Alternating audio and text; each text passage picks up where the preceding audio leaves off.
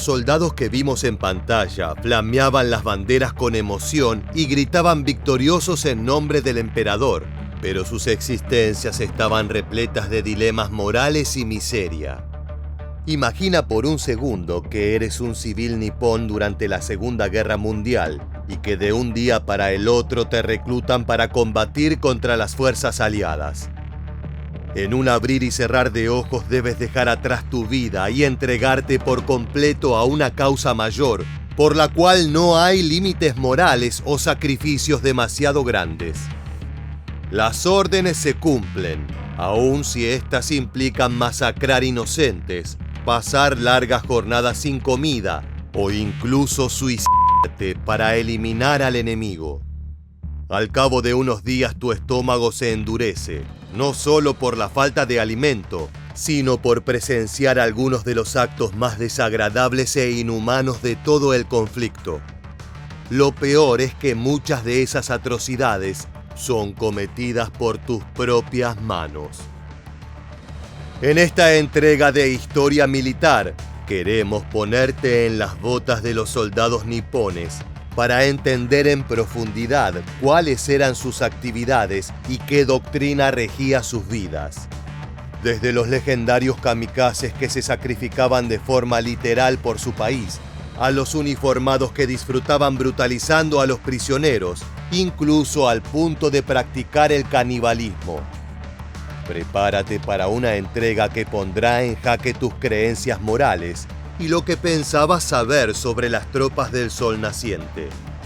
Así hubiera sido tu vida si luchabas para Japón durante la Segunda Guerra Mundial.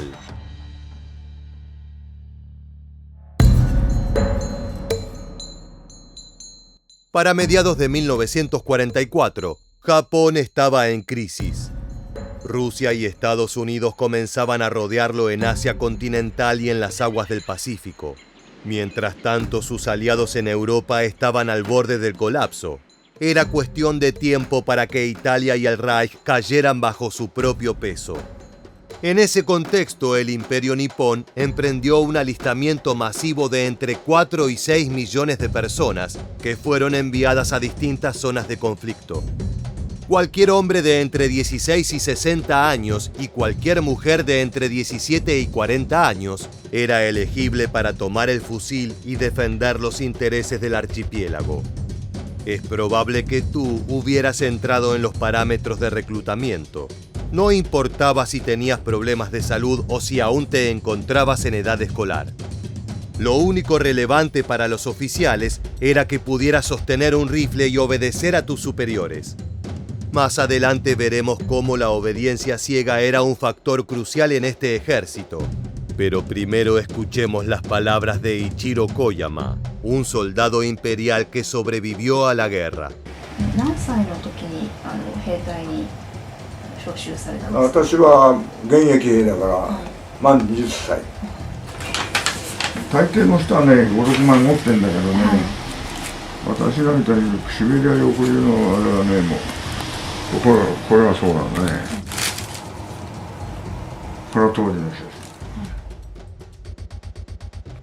Los estudios indican que casi un cuarto de la población total de Japón sirvió durante la Segunda Guerra Mundial en algún tipo de posición. A medida que recrudeció el conflicto, muchos reclutas inexpertos fueron enviados a zonas peligrosas donde perdieron la vida casi de inmediato. Ahora imagina encontrarte entre los millones de soldados que fueron ingresados en el último tramo de la guerra. Más allá del entrenamiento militar y la preparación con armas de fuego, la parte más importante de tu formación tiene que ver con la mentalidad para afrontar el conflicto. Desde su ingreso a la guerra, los soldados norteamericanos comprendieron que los japoneses estaban adoctrinados para ni siquiera pensar en rendirse. Prácticamente todas las unidades niponas lucharon hasta ser aniquiladas. No importaba en cuánta desventaja se encontraban respecto al enemigo. Es por ello que se registraron pocos casos de prisioneros que se hayan rendido por su propia cuenta ante el tío Sam. En caso de ser arrestado con vida, más te valía que fuese por heridas graves que te impidieran continuar en el frente de batalla. La gran mayoría de los reclusos nipones llegaban al campo de prisioneros con enfermedades o mutilaciones en sus miembros. Esto era lo primero que tenías que aprender. Como soldado al servicio de Japón, estabas preparado para aceptar la muerte como un escalón más en tu carrera militar.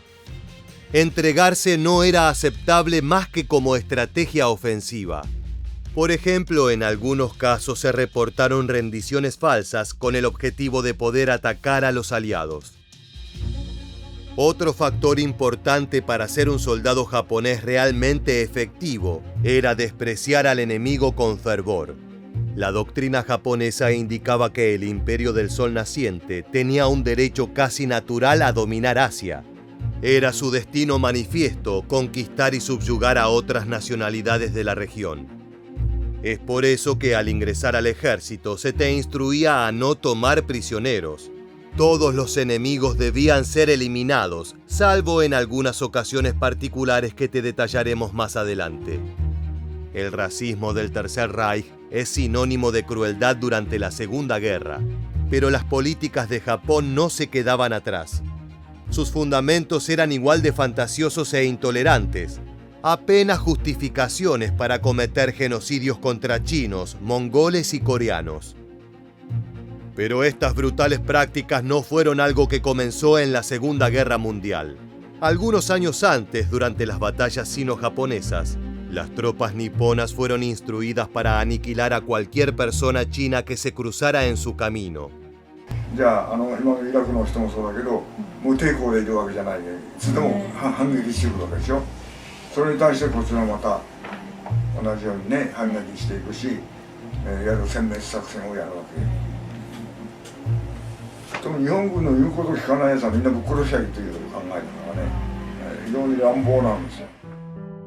No importaba si se trataba de civiles o de militares.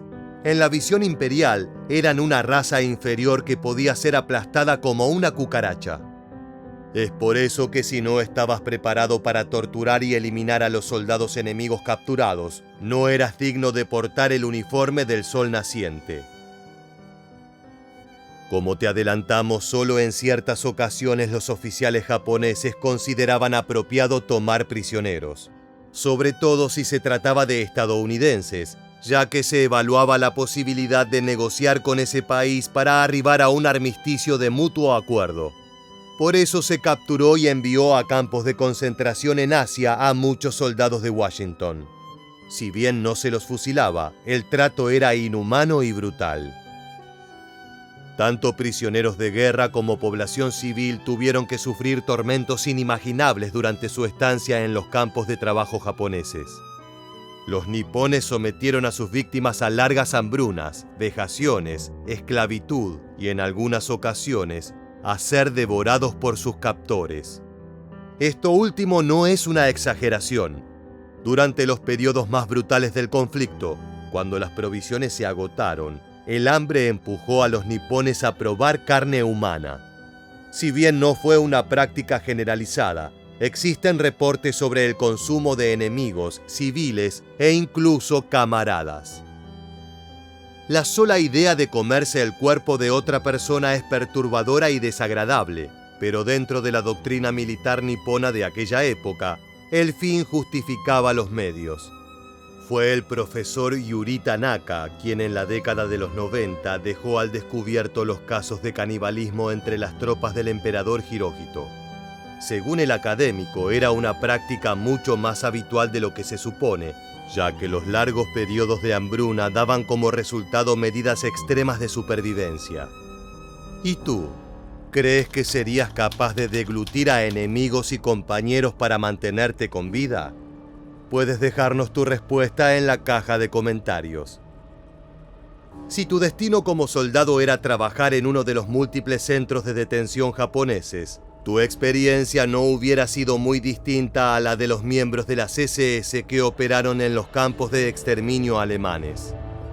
Día tras día, los guardias propinaban castigos y golpizas a los internos. Cabe destacar el rol de los Buntai Joe, los supervisores de dichas instalaciones que se encargaban de mantener a la población carcelaria en regla. Para ello tenían un interminable repertorio de torturas y métodos de los más rebuscados.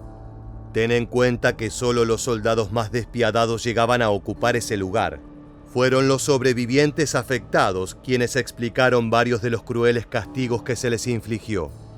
Uno de estos desdichados hombres describe cómo les obligaban a beber grandes cantidades de agua. Luego un Buntai Joe saltaba sobre sus estómagos hasta hacerlos vomitar. A otros reclusos los dejaban sin conocimiento a base de golpizas y descargas eléctricas. En este caso volveremos al testimonio de Ichiro Koyama para una descripción en primera persona del horror. 一番多いのは拷問だね。拷問かけたりね、拷問かけたのは情報のためにかけるんですよ。バケツに10杯ぐらい水汲んできてね、顔にね、濡れタオルをかける、タオルは。で上からジャブ夜間で水垂らすとね、水膜ができちゃって息が吸えないんですよ。嫌でもう一気に吸おうと思ったらどうしかないと、飲んだ瞬間にパッと水が切れるから息ができるね。何回も繰り返すわけよ。それは苦しいんですよ。そんなの何回も繰り返すとお腹を金魚のお腹じゃないけどこんなになっちゃってね。そうすると腹の上に乗っかって水吐かせろっつってね、水吐かしてね。でまたやるんですよ。5回も6回も。Si bien los campos de prisioneros eran agujeros de muerte y tortura, ninguna instalación japonesa fue tan infame como la Unidad 731. Se trataba de una base científica secreta establecida en Manchuria, donde los médicos japoneses experimentaban con humanos. En una práctica muy similar a la de Joseph Mengele, el temible cirujano de Auschwitz, los profesionales nipones mutilaron y envenenaron a miles de personas. Imagina ser un recluta que fue llamado a luchar contra potencias occidentales. En lugar de ello se te ordena llevar a cabo procedimientos enfermizos, como inyectar enfermedades letales en el cuerpo de niños pequeños. El objetivo es que veas cómo reacciona su organismo para documentar el proceso de infección. El precio a pagar es la muerte de esos jóvenes inocentes cuya sangre está en tus manos. En este canal hemos hablado en detalle sobre la Unidad 731. Si quieres saber más al respecto, puedes visitar algunos de nuestros videos que tratan el tema.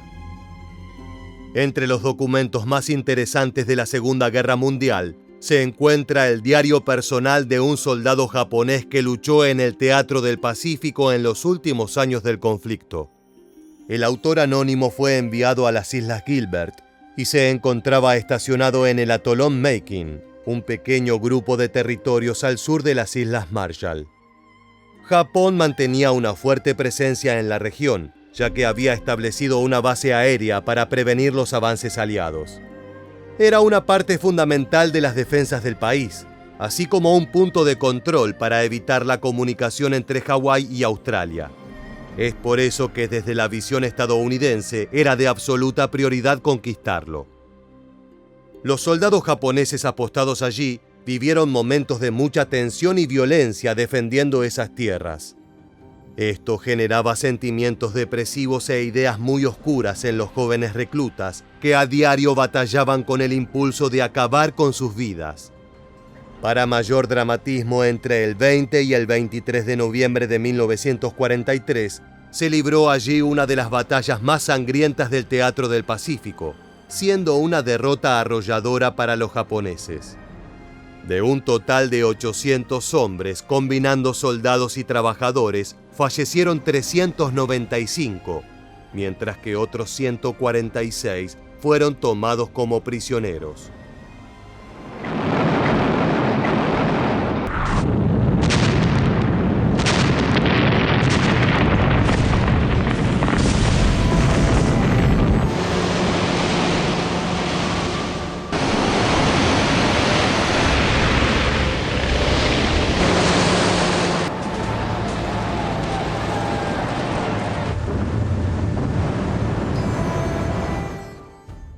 El 25 de noviembre de 1943, a pocos días de estos violentos acontecimientos, el dueño del diario escribió estas duras palabras en las páginas. Si bien estamos vivos, creemos que duraremos solo 2 o 3 días. Cada uno ha puesto el cañón del arma en su garganta en múltiples ocasiones, pero vamos a morir pronto. Así que, ¿por qué no simplemente seguir hasta el final? No es difícil entender la visión pesimista del autor anónimo. Imagina que día tras día te despiertas al grito de tus superiores para defender esa pequeña piedra flotante. Cada jornada podría ser la última, ya que sabes bien que más allá del horizonte esperan algunos de los soldados mejor preparados del planeta. Además, las batallas de noviembre fueron un desastre y la mayoría de tus compañeros están muertos o apresados. Solo resta esperar tu turno en condiciones deplorables. Poco descanso, escasa comida y la sensación de que todo está perdido hace largos meses. Como soldado al servicio del Imperio del Japón, tu prioridad es defender los intereses del archipiélago, aun si eso te demanda entregar tu propia vida. Ser capturado o peor aún, entregarse al enemigo es una señal de cobardía y debilidad. Las dos peores características que puede tener un hombre. Si bien nunca fue oficializado, el gobierno nipón declaró durante la Segunda Guerra Mundial que cualquier prisionero de guerra capturado por los aliados podía esperar la pena de muerte al regresar a casa. Esto fuerza a tus compañeros y a ti a combatir más allá de tus capacidades físicas. La propaganda juega un rol fundamental en la forma en que las tropas afrontan los desafíos de guerra. En cuanto a Japón, hicieron un uso efectivo de esas herramientas, alegando que en los campos de prisioneros de Estados Unidos se cometieron atrocidades y maltratos de todo tipo. De acuerdo con informes de la Agencia de Inteligencia del Ejército, los oficiales nipones les relataron a sus hombres los casos de violencia extrema a los que eran sujetos los detenidos. Uno de los rumores más frecuentes era que los soldados de Washington disfrutaban de cortar las narices, orejas y de los enemigos capturados. No los mataban, los mutilaban para luego enviarlos al hospital a recuperarse. El objetivo era regresarlos a su tierra natal como hombres destruidos, sin hombría ni honor. Nuevamente recurrimos a las palabras del autor de ese diario anónimo encontrado en Making. Brindamos nuestros respetos en el lugar donde murió el comandante. Teníamos unas 20 granadas de mano, esperamos todo el día, pero no vimos al enemigo. Escuchamos disparos desde todas las direcciones. Nuestro ánimo subió. Hoy nos llenamos con chocolate, carne, azúcar y pan que fue dejado por el enemigo. Pasó todo el día y no vimos a nadie, ni rivales ni amigos. La narración del soldado japonés es desprolija y segmentada, pero retrata en pocas palabras un día en el archipiélago. La guerra no solo se compone de enfrentamientos brutales, sino también de largos periodos de espera, en silencio, aguardando a que se presente el momento de la acción. Es en esos periodos donde se pone a prueba la templanza y el valor de los hombres. A medida que los tanques y la infantería norteamericana arrasaron con Making buscando sobrevivientes, los aliados también comenzaron a trabajar en un aeropuerto. La base aérea fue rápidamente acondicionada para 5.000 hombres y 75 naves. En cambio, los japoneses que aún estaban con vida construyeron canoas y balsas rústicas para huir hacia otras islas del archipiélago. Imagínate encontrarte en esa terrible situación, huyendo de un enemigo poderoso a bordo de maderas inestables en las frías aguas del Pacífico.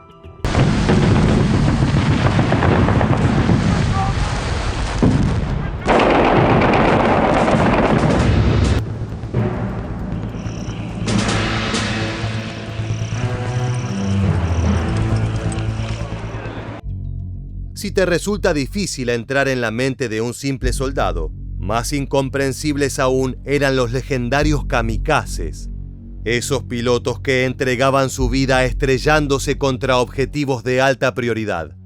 Básicamente era transformar el suicidio en arma de guerra. Hasta el día de hoy es materia de análisis el funcionamiento de esas unidades y el nivel de convencimiento de sus integrantes. El 10 de mayo de 1945, en la base aérea de Chiran, en Kyushu, el piloto kamikaze Haruo Araki escribió una carta a su esposa antes de partir hacia su última misión. Shigeko, ¿estás bien? Ha pasado un mes desde aquel día. El sueño feliz se terminó. Mañana estrellaré mi avión contra una nave enemiga. Cruzaré el río hacia el más allá, llevando conmigo algunos yanquis. Cuando miro hacia atrás, veo que fui muy duro contigo. Después de ser cruel contigo, siempre me arrepentí. Por favor, perdóname. Estas son las palabras de un hombre convencido de entregar su vida por una causa superior. Al día siguiente, a las 6 de la mañana, el piloto despegó uno de los 150 aviones que formaron parte del sexto ataque suicida en masa contra la flota aliada en Okinawa.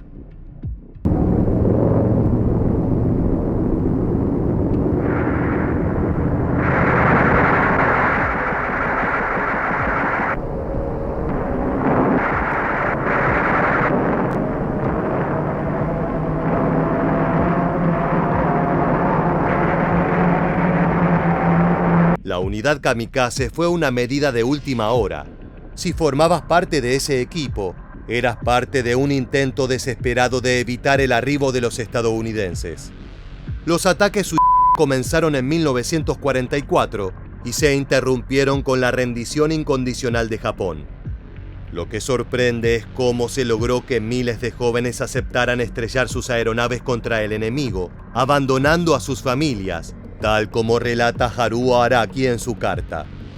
En gran parte se debió al sintoísmo estatal que se enseñaba en el archipiélago desde hacía años. Era una mezcla de religión y culto al emperador, colocándolo en una posición divina. Desde esa perspectiva, no había sacrificio demasiado grande para sostener su gloria. Imagina estar a bordo de una de las pequeñas aeronaves imperiales, cruzando las aguas del Pacífico con un objetivo claro: destruir un navío aliado. Sabes que para ello tienes que morir en una horripilante explosión, pero huir no es una posibilidad. De todas las traiciones al Japón imperial, escapar de una misión kamikaze es la peor de todas, ya que tu familia sufriría las consecuencias de tu cobardía. A medida que te aproximas a tu blanco, entiendes que las cosas no van a ser tan simples. Del otro lado hay miles de marinos armados tratando de derribarte para salvarse ellos mismos.